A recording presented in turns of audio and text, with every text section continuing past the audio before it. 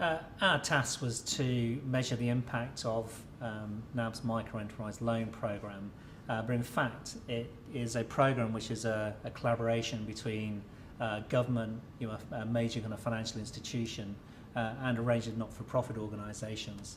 So our task was actually to build quite a complex measurement framework which showed that this is a programme which works. It provides employment opportunities for some of the individuals that find it very hard to get into the workforce.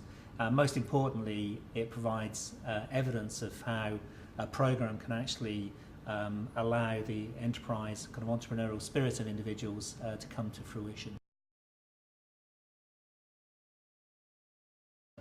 Measuring social impact is a very complicated task.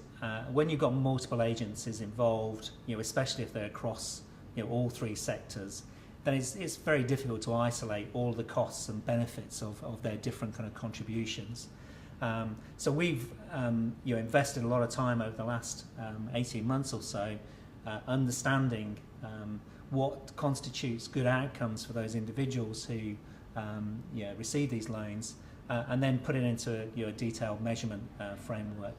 And there are not that many studies which actually measure to the depth that we've managed to achieve with this particular project. And we've developed a methodology which I think we'll now be able to utilise to look at other programmes and to see the level of impact that they're creating.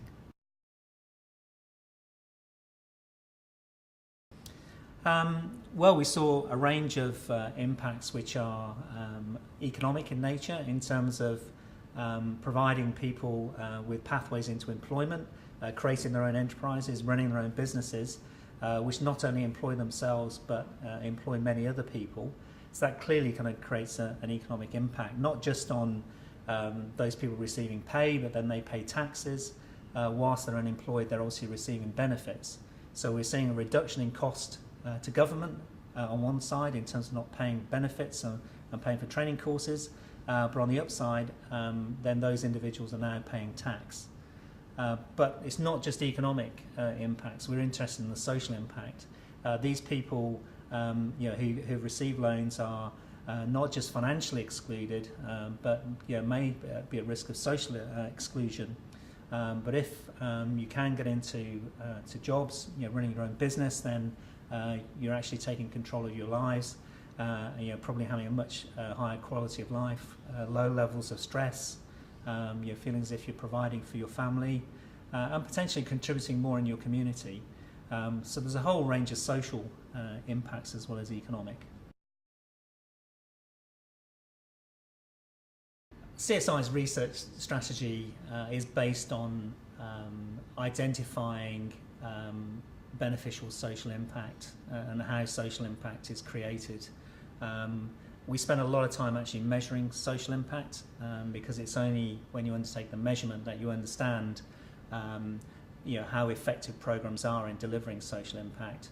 And also it allows you to understand why programs are successful. So a lot of our work is around finding out what works, and then having found out something which works, then understanding why it works. So we spend a lot of time looking at programs and understanding how they work, the type of outcomes which they're seeking to achieve, and then the degree to which those outcomes have actually been delivered. Yeah, and with all things, when you take a program which works in one jurisdiction, especially if you're talking developing economies, and putting it into a developed economy, there are always going to be differences in terms of what the critical success factors are. And I think the key thing here is we're back to the idea of the three sectoral model.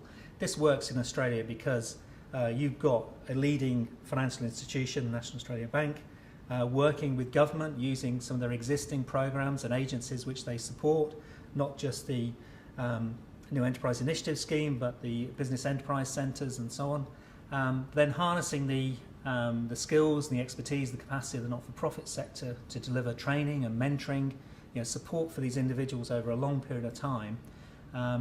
Then that's the innovation, I think, is applying a particular approach into a developed economy, and then utilising the strength and the expertise of each of the three sectors. The NAB Microenterprise Loan Programme actually is a good example of creating shared value, where NAB are actually using their core business, providing loan finance and delivering something which is sustainable in terms of economic terms.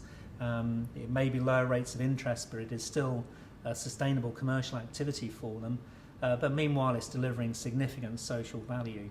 So the challenge for corporations like NAB is to actually look how they can use their core business to create social value and deliver social impact. And clearly this programme is achieving that creation of shared value. Well, I think given that the research shows that the loan programme is actually delivering both social and economic impact in a sustainable way, the big question is how much unmet demand is there for microenterprise loan finance in Australia. If you look at the map of the work we've done to date, you see concentrations in New South Wales and lower levels of use of the microenterprise loans in other states. So that suggests that there probably is considerable demand from other parts of Australia. So there may be potential for considerable growth in terms of the provision of microenterprise loans.